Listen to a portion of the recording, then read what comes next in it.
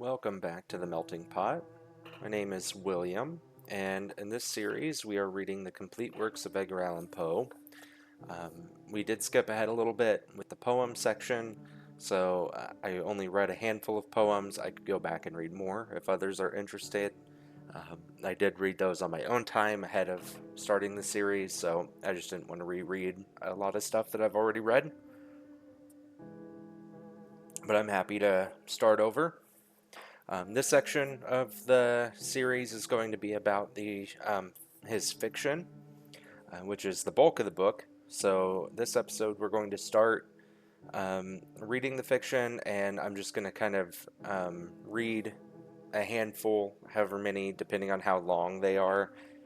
I'm going to aim for around 30 minutes, maybe anywhere from 30 minutes to an hour per episode. So we're going to go ahead and dive in.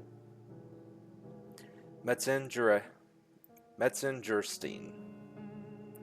Horror and fatality have been stalking abroad in all ages. Why, then, give a date to this story I have to tell? Let it suffice to say that at the period of which I speak, there existed in the interior of Hungary a settled, although hidden, belief in the doctrines of the metempsychosis, of the doctrines themselves, that is, of their falsity or of their probability. I say nothing. I assert, however, that much of our incredulity,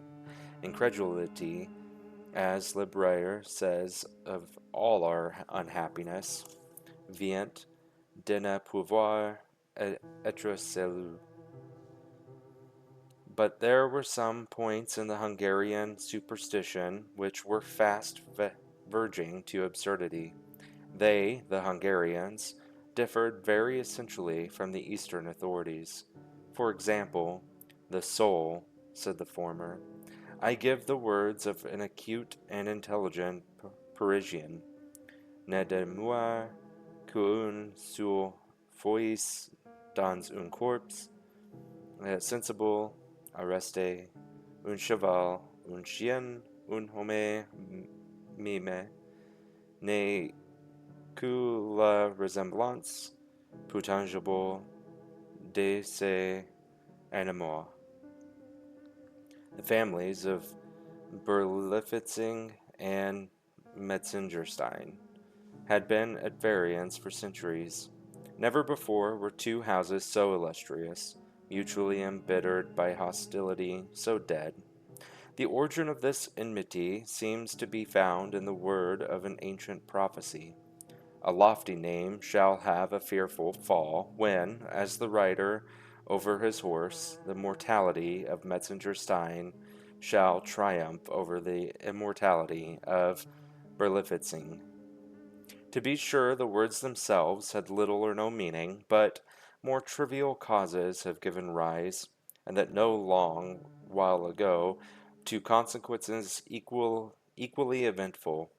Besides, the estate, which were contingents, had long exercised a rival influence in the affair of busy government. Moreover, near neighbors are seldom friends, and the inhabitants of the castle Berlifitzing might look from their lofty buttresses into the very window of the palace Metzengerstein.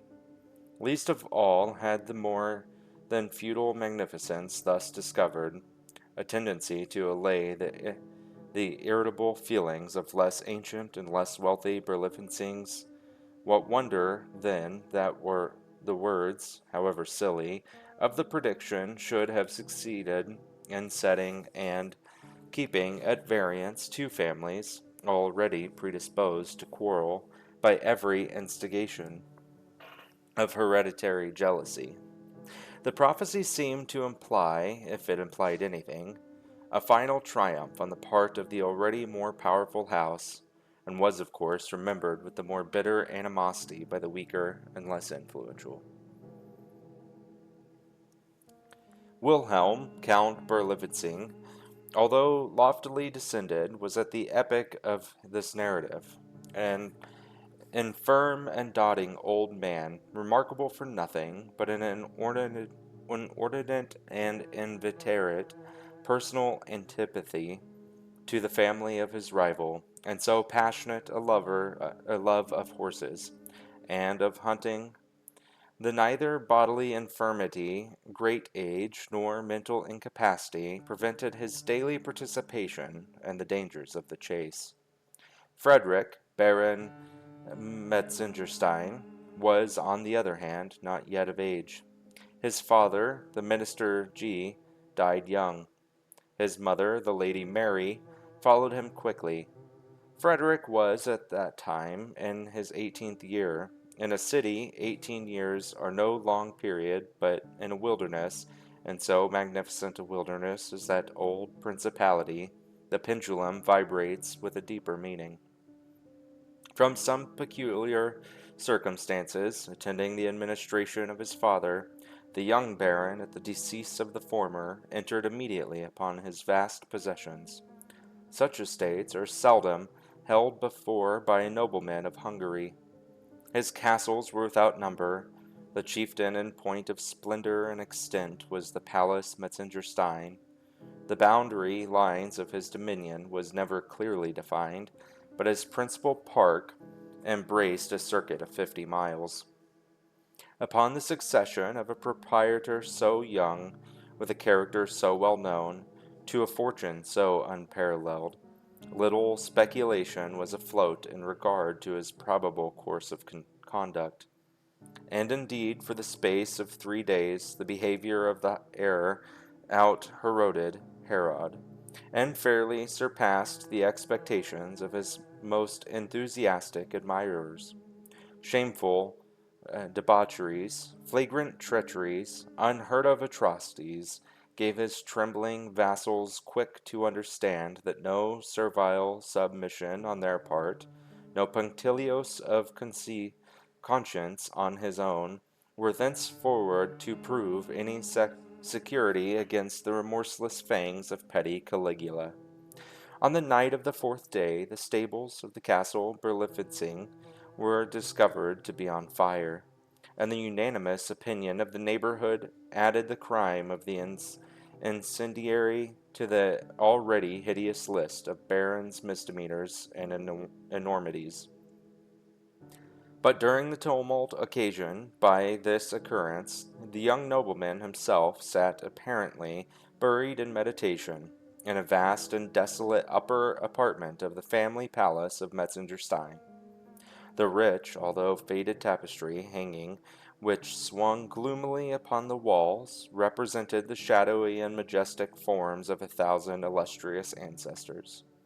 Here, rich ermine priests and pontifical dignitaries, familiarly seated with the autocrat and the sovereign, put a veto on the wishes of a temporal king, or restrained with the fiat of papal supremacy the rebellious scepter of the arch-enemy.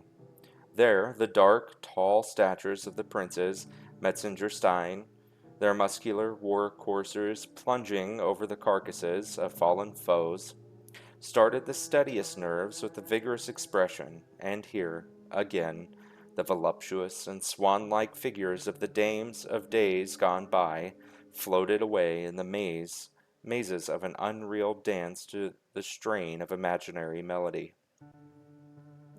But as the Baron listened, or affected to listen, to the gradually increasing uproar in the stables of Berlifitzing, or perhaps pondered upon some more novel, some more decided act of audacity, his eyes returned unwittingly to the figure of an enormous and unnaturally colored horse, represented in the tapestry as belonging to a Saracen, ancestor of the family of his rival. The horse itself, in the foreground of the design, stood motionless and statue-like, while farther back, its discomfited rider perished by the dagger of a Metzengerstein. On Frederick's lips arose a fiendish expression, as he became aware of the direction which his glance had, without his consciousness, assumed. Yet he did not remove it. On the contrary, he could by no means account for the overwhelming anxiety which appeared falling like a pall upon his senses. It was with difficulty that he reconciled his dreamy and incoherent feelings with the certainty of being awake. The longer he gazed, the more absorbing became the spell. The more impossible did it appear that he could ever withdraw his glance from the fascination of that tapestry. But the tumult, without becoming suddenly more violent, with a compulsory exertion, he diverted his attention to the glare of ruddy light thrown full by the flaming stables upon the windows of the apartment. The action, however, was but momentary. His gaze returned mechanically to the wall. To his extreme horror and astonishment, the head of the gigantic steed had, in the meantime, altered its position. The neck of the animal, before arched as if in compassion over the prostrate body of its lord, was now extended at full length in the direction of the Baron. The eyes, before invisible, now wore an energetic and human expression, while they gleamed with a fiery and unusual red, and the distended lips of the apparently enraged horse left in full view his sepulchral and disgusting teeth. Stupefied with terror, the young nobleman tottered to the door. As he threw it open, a flash of red light, streaming far into the chamber, flung his shadow with a clear outline against the quivering tapestry, and he shuddered to perceive that shadow as he staggered a while upon the threshold, assuming the exact position and precisely filling up the contour of the relentless and triumphant murderer of the Saracen Berlifitzing. To lighten the depression of his spirits, the Baron hurried into the open air. At the principal gate of the palace, he encountered three equerries. With much difficulty and at the imminent peril of their lives, they were restraining the convulsive plunges of a gigantic and fiery colored horse. "Whose horse? Where did it get him?" demanded the youth, in a querulous and husky tone, as he became instantly aware that the mysterious steed in the tapestried chambers was the very counterpart of the furious animal before his eyes. "He is your own property, sire," replied one of the equerries. "At least he is claimed by no other owner. We caught him flying, all smoking and foaming with rage, from the burning stables of the castle Berlifitzing, supposing him to have belonged to the old count's stud of foreign horses. We led him back as an estray, but the grooms were disclaimed any title to the creature, which is strange since he bears evident marks of having made a narrow escape from the flames." "The letters WVB are also branded very distinctly on his forehead," interrupted the second equerry. I suppose I suppose them, of course, to be the initials of Wilhelm von Berlifitzing, but all at the castle are positive in denying any knowledge of the horse." "Extremely singular," said the young baron, with a musing air, and apparently unconscious of the meaning of his words.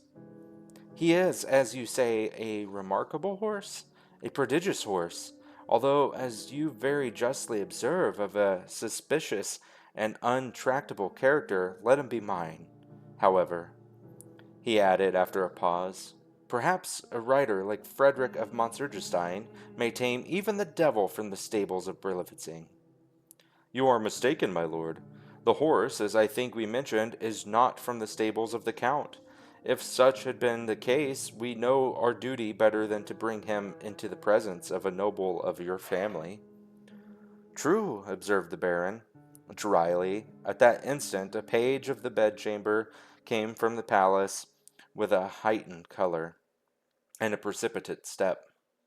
He whispered into his master's ear an account of the sudden disappearance of a small portion of the tapestry in an apartment which he designated, entering at the same time into particulars of a minute and circumstantial character. But from the low tone of voice in which these latter were communicated, nothing escaped to gratify the excited curiosity of the equerries. The young Frederick during the conference seemed agitated by a variety of emotions.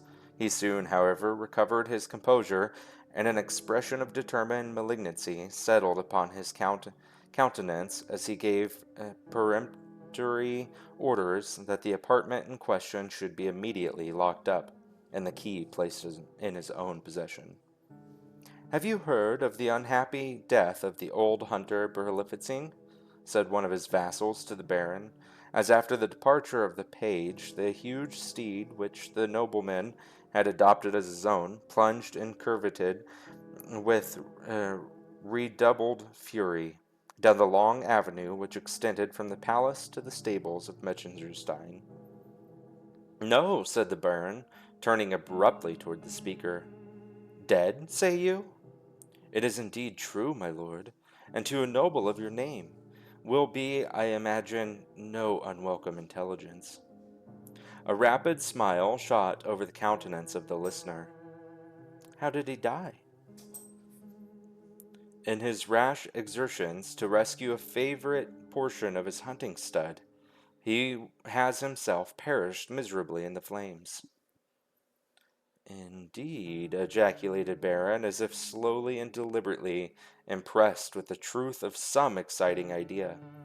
"Indeed," repeated the vassal. "Shocking," said the youth calmly, and turned quietly into the palace. From this date a marked alteration took place in the outward demeanor of the dissolute young Baron Frederick von Metzengerstein. Indeed, his behavior disappointed every expectation and proved little in accordance with the views of many a maneuvering mamma, while his habits and manners still less than formerly offered anything congenial with those of the neighboring aristocracy. He was never to be seen beyond the limits of his own domain, and in this wide and social world was utterly companionless, unless, indeed, that unnatural, impetuous, and fiery-colored horse, which he henceforward continually bestrode, had any mysterious right to the title of his friend. Numerous invitations on the part of the neighborhood for a long time, however, periodically came in. "Will the Baron honor our festivals with his presence? Will the Baron join us in a hunting of the boar? Metzengerstein does not hunt. Metzengerstein will not attend," were the haughty and laconic answers.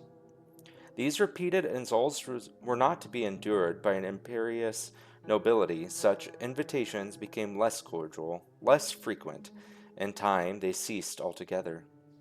The window of the unfortunate Count Berlifitzing was even heard to express a hope that the Baron might be at home when he died, not wish to be at home. He did not wish to be at home, since he disdained the company of his equals, and ride when he did not wish to ride, since he preferred the society of a horse. This, to be sure, was a very silly explosion of hereditary pique, and merely proved how singularly unmeaning our sayings are apt to become, when we desired to be unusually energetic. That charitable, nevertheless, attributed the alteration and the conduct of the young nobleman to the natural sorrow of a son for the untimely loss of his parents, forgetting, however, his atrocious and reckless behavior during the short period immediately succeeding that bereavement. Some there were, indeed, who suggested a too haughty idea of self-consequence and dignity. Others, again, among whom may be mentioned the family physician, did not hesitate in speaking of morbid melancholy and hereditary ill health, while dark hints of a more equivocal nature were current among the multitude. Indeed, the Baron's perverse attachment to his lately acquired charger, an attachment which seemed to attain new strength from every fresh example of an animal's ferocious and demon-like propensities, at length became, in the eyes of all reasonable men, a hideous and unnatural fervor.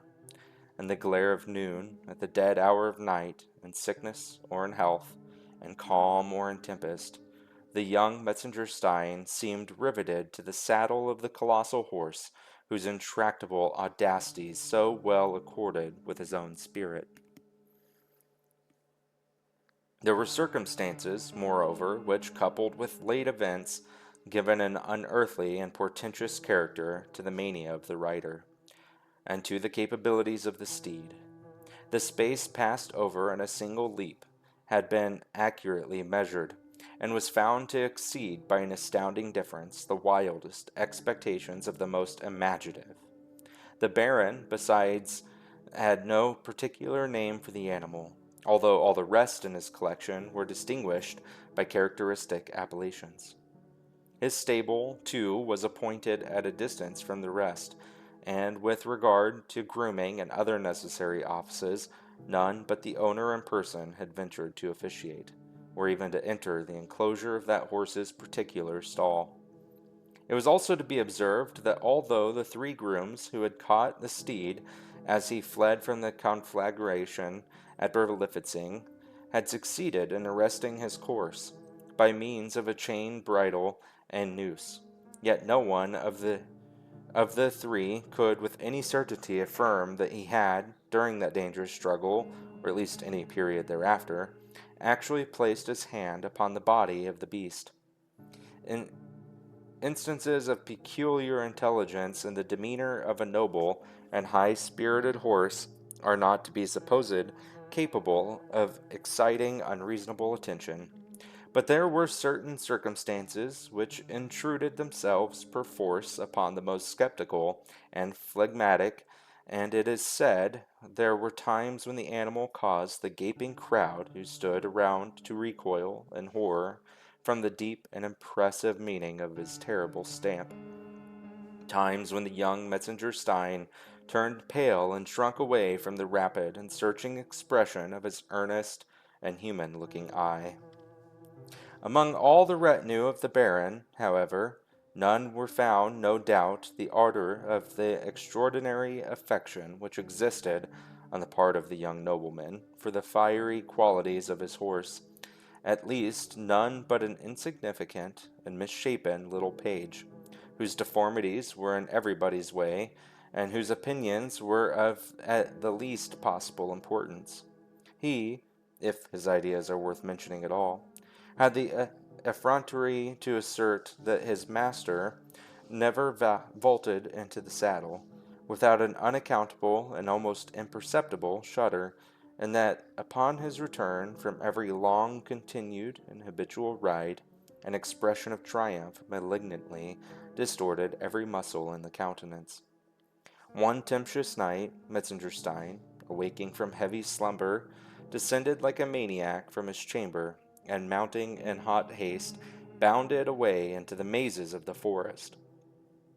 An occurrence so common attracted no particular attention, but his return was looked for with intense anxiety on the part of his domestics, when, after some hours' absence, the stupendous and magnificent battlements of the Palace Metzengerstein were discovered crackling and rocking to their very foundation, under the influence of a dense and livid mass of ungovernable fires. As the flames, when first seen, had already made so terrible a progress that all efforts to save any portion of the building were evidently futile, the astonished neighborhood stood idly around in silent, if not apathetic, wonder. But a new and fearful object soon riveted the attention of the multitude, and proved how much more intense is the excitement wrought in the feeling of a crowd of the contemplation of human agony than that brought about the most appalling spectacles of inanimate matter. Up the long avenue of aged oaks which led from the forest to the main entrance of the Palace Metzengerstein, a steed, bearing an unbonneted and disordered rider, was seen leaping with an impetuosity which outstripped the very demon of the tempest. The career of the horseman was indisputably on his own part, uncontrollable. The agony of his countenance, the convulsive struggle of his frame, gave evidence of superhuman exertion, but no sound, save a solitary shriek, escaped from his lacerated lips, which were bitten through and through in the intensity of terror. One instance, and the clattering of hoofs resounded sharply and shrilly above the roaring of the flames and the shrieking of the winds. Another, and clearing at a single plunge the gateway and the moat, the steed bounded far up the tottering staircase of the palace, and with its rider disappeared amid the whirlwind of chaotic fire. The fury of the tempest immediately died away, and a dead calm solemnly succeeded. A white flame still enveloped the building like a shroud, and streaming far away into the quiet atmosphere shot forth a glare of preternatural light, while a cloud of smoke settled heavily over the battlements and the distinct colossal figure of a horse.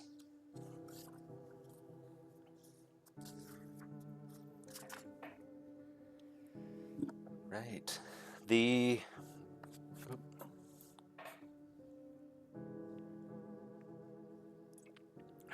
the Duc du L'Omelette, and stepped at once in a cooler clime. Cowper. Keats fell by a criticism. Who was it died of? The Andromache? Ignoble souls. De L'Omelette perished of an ortolan, listery and est breve. Assisted me, spirit of Apicius.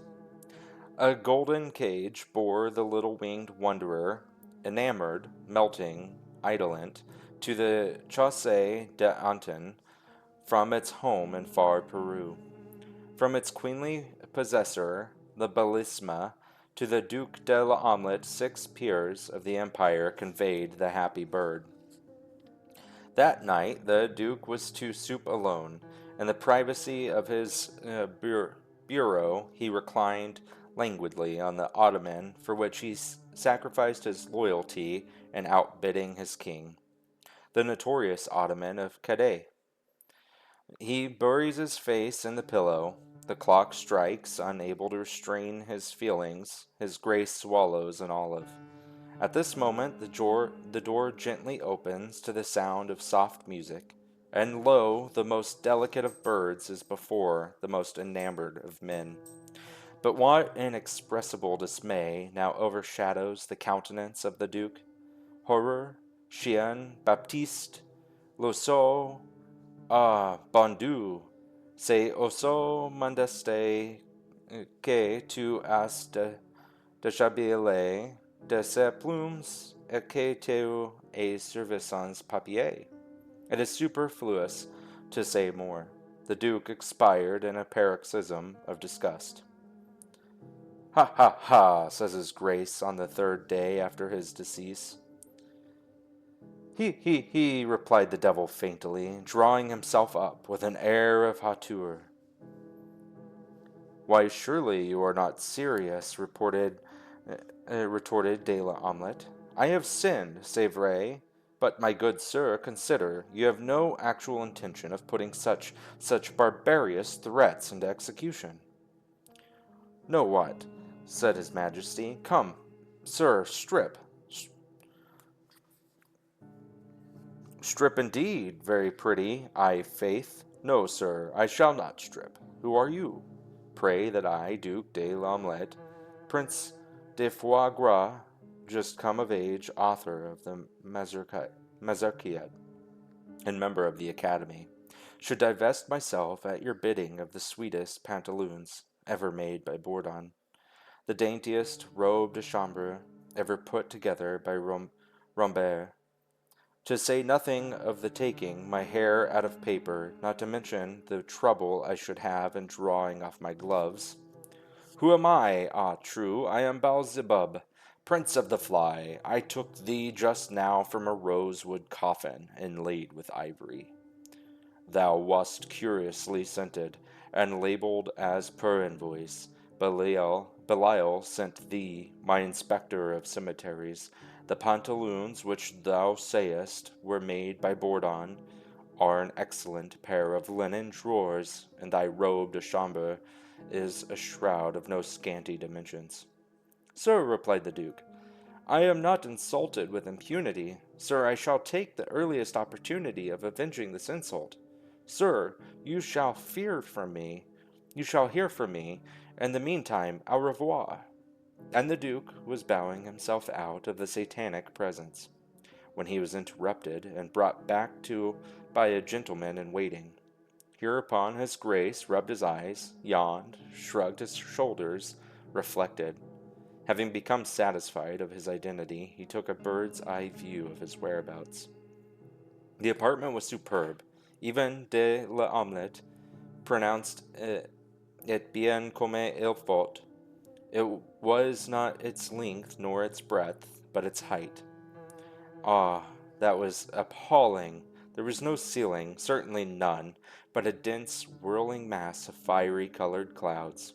His Grace's brain reeled as he glanced upward. From above hung a chain of an unknown blood-red metal, its upper end lost, like the city of Boston, parmi les nuages. From its nether extremity swung a large crescent. From its nether extremity swung a large crescent. The Duke knew it to be a ruby, but from it there poured a light so intense, so still, so terrible, Persia never worshipped such. Gilbert never imagined such. Mussulman never dreamt of such. When, drugged with opium, he is tottered to a bed of poppies, his back to the flowers and his face to the god Apollo. The Duke muttered a slight oath, decidedly approbatory. The corners of the room were rounded into niches. 3 of these were filled with statues of gigantic proportions. Their beauty was Grecian, their deformity Egyptian, their tout ensemble French. In the 4th niche, the statue was veiled. It was not colossal. But then there was a taper ankle, a sandaled foot. De L'Omelette pressed his hand upon his heart, closed his eyes, raised them, and caught his satanic majesty in a blush. But the paintings, Cuprus, Astarte, Ashtoreth, 1,000 and the same. And Raphael, he beheld them. Yes, Raphael, he has been here. For did he not paint and was he not consequently damned? The paintings, O luxury, O love! Who, gazing of those forbidden beauties, shall have eyes for the dainty devices of the golden frames that besprinkle like stars the hyacinth and porphyrial, porphyry walls? But the Duke's heart is fainting within him. He is not, however, as you suppose, dizzy with magnificence, nor drunk with the ecstatic breath of those innumerable censers. C'est vrai que de toutes ces choses il est pensé beaucoup, mais the Duc de l'Omelette is terror-stricken, for through the lurid vista, with a single uncertain window is affording, lo, gleams the most ghastly of all fires. Le pauvre Duc! He could not help imagining that glorious, the voluptuous, the never-dying melodies which pervaded that hall, as they passed filtered and transmuted through the alchemy of the enchanted window-panes, where the wailings and the howlings of the hopeless and the damned, and there, too, there, upon the ottoman, who could he be? He, the petit maître, no, the deity, who sat as if carved in marble, et qui sourit, with his pale countenance, see, amerment. Mais il faut augurer. That is to say, a Frenchman never faints outright. Besides, his Grace hated a scene. De L'Omelette himself, again, there were some foils upon a table, some points also. The Duke had studied under B. Il avait tué ses 6 hommes. Now then, il pouvait échapper. He measured 2 points, and with a grace inimitable, offers His Majesty the choice. Horror! His Majesty does not fence. Mais il joue! How happy a thought! But His Grace had always an excellent memory. He had dipped in the diable of Abbé Gaultier. Therein it is said que le diable n'ose pas refuser un jeu de cartes. But the chances, true, desperate, but scarcely more desperate than the Duke. Besides, was he not in the secret? Had he not skimmed over Pierre Lebrun? Was he not a member of the club 21? Si je perds, said he, je serai du fois perdu, I shall be doubly damned. Voilà tout! Here his grace shrugged his shoulders. Si je gagne, je reviendrai à mes ortolans. Que les cartes soient préparées. His grace was all care, all attention, his majesty all confidence. A spectator would have thought of Francis and Charles. His grace thought of his game. His majesty did not think. He shuffled. The duke cut. The cards were dealt. The trump is turned. It is the king. No, it was the queen. His majesty cursed her masculine habiliments. De L'Omelette placed his hand upon his heart. They play. The duke counts. The hand is out. His majesty counts heavily, smiles, and is taking wine. The duke slips a card. C'est à vous, frère, said his majesty, cutting. His grace bowed, dealt, and arose from the table, and presented le roi. His majesty looked chagrined. Had Alexander not been Alexander, he would have been Dionysus. And the duke assured his antagonist in taking leave. Que s'il n'eût pas été de l'omelette, il n'aurait point d'objection de tuer le diable. Littleton Barry. I fully apologize for any pronunciation issues. I am not French, but I am trying to get the most out of the stories.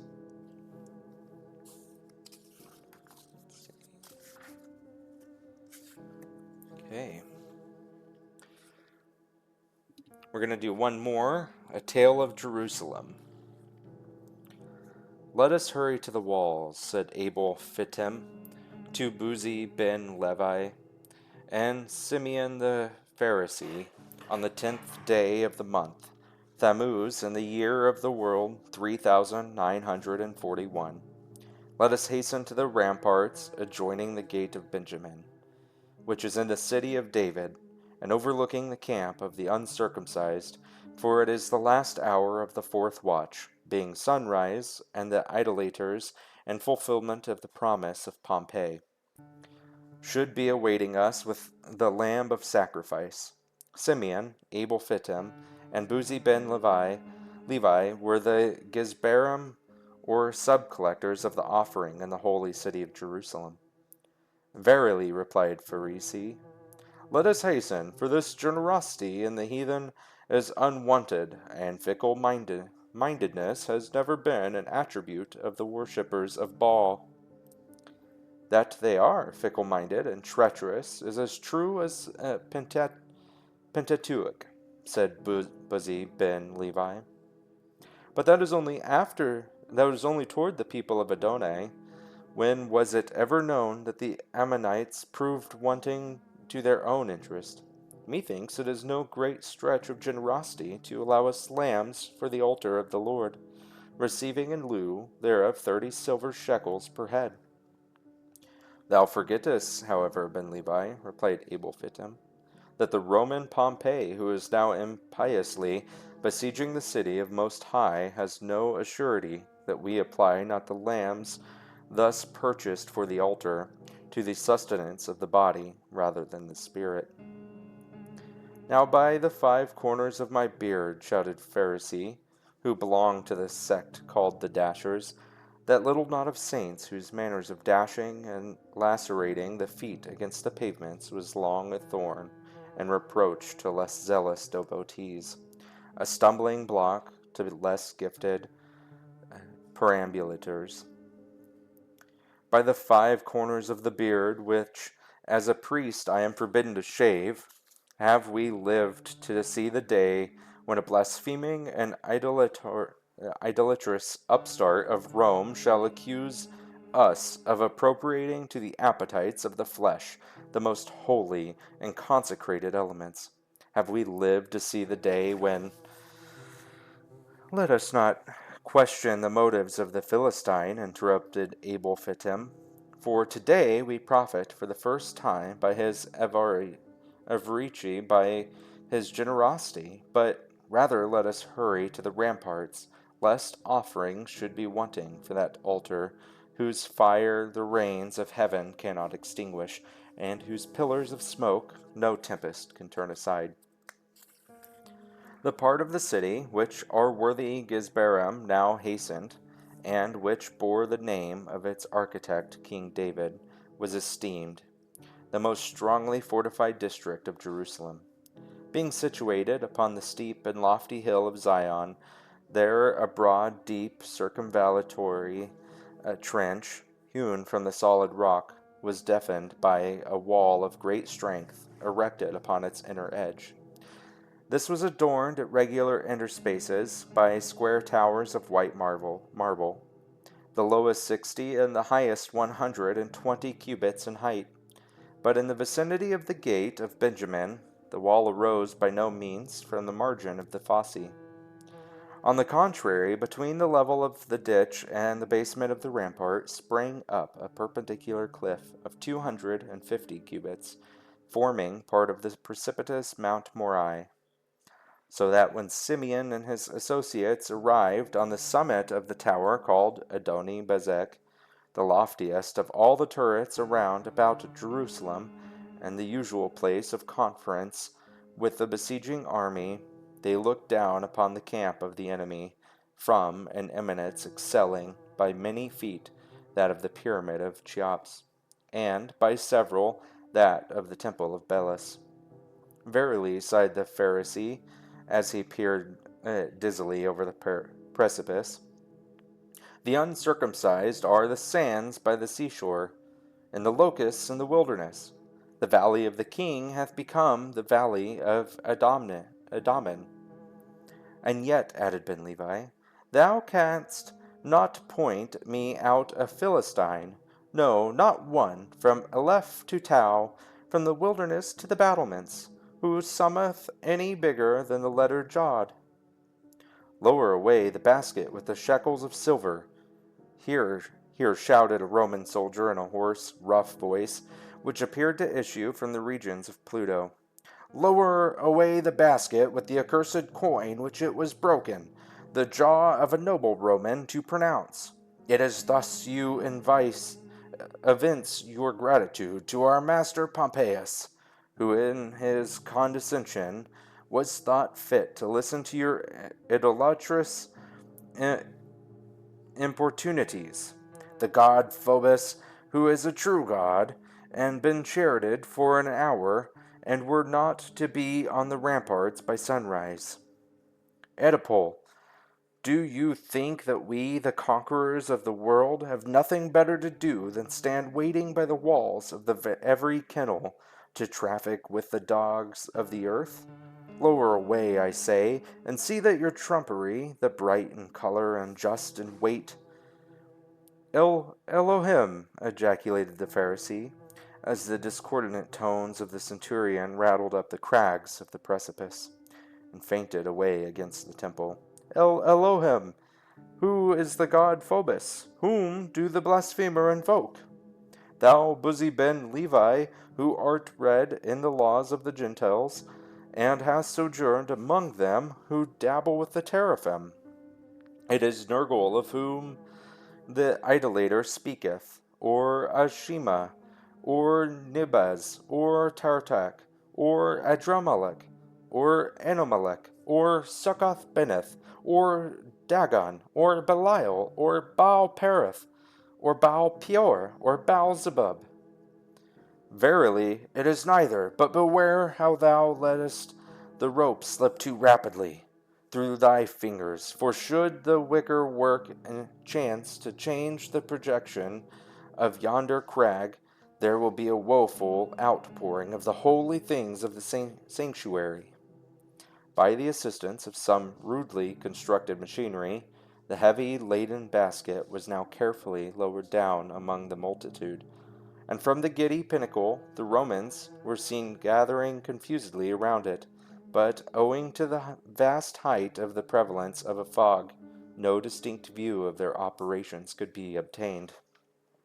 Half an hour had already elapsed. "We shall be too late," sighed the Pharisee, and at the expiration of this period he looked over into the abyss. "We shall be too late. We shall be turned out of office by a Cathalam." "No more," responded Abel Phittim. "No more shall we feast upon the fat of the land. No longer shall our beards be odorous with frankincense, our loins girdled up with fine linen from the temple." "Raca!" swore Ben Levi. "Raca! Do they mean to defraud us of the purchase money? Or, holy Moses, are they weighing the shekels of the tabernacle?" "They have given the signal at last," cried Pharisee. "They have given the signal at last. Pull away, Abel Phittim, and thou, Buzzy Ben Levi, pull away. For verily the Philistines have either still hold upon the basket, or the Lord hath softened their heart to place therein a beast of good weight." And the Gizbarim pulled away, while their burden swung heavily upward through the still increasing mist. Bushohi, as at the conclusion of an hour some object at the extremity of the rope became indistinctly visible. "Bushohi," was the exclamation which burst from the lips of Ben Levi. "Bushohi! For shame! It is a ram from the thickets of Engedi, and as rugged as the valley of Jehoshaphat." "It is a firstling of the flock," said Abel Phittim. "I know him by the bleeding of his lips, and the innocent folding of his limbs.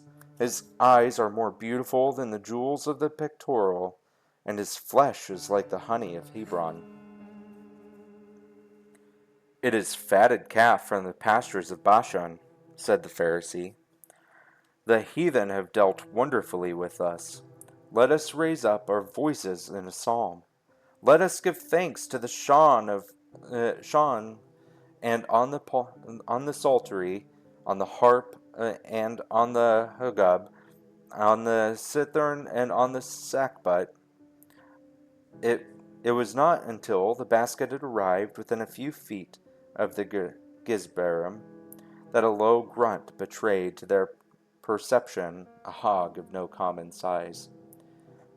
"Now, El Emanu," slowly, with his upturned eyes, ejaculated the trio, as, letting go their hold, the emancipated porker tumbled headlong among the Philistines. "El Emanu, God be with us! It is the unutterable flesh." All right, that sums up three short stories that we are reading today. Next time we'll be digging into loss of breath. Will be the next short story. So thank you guys for joining me.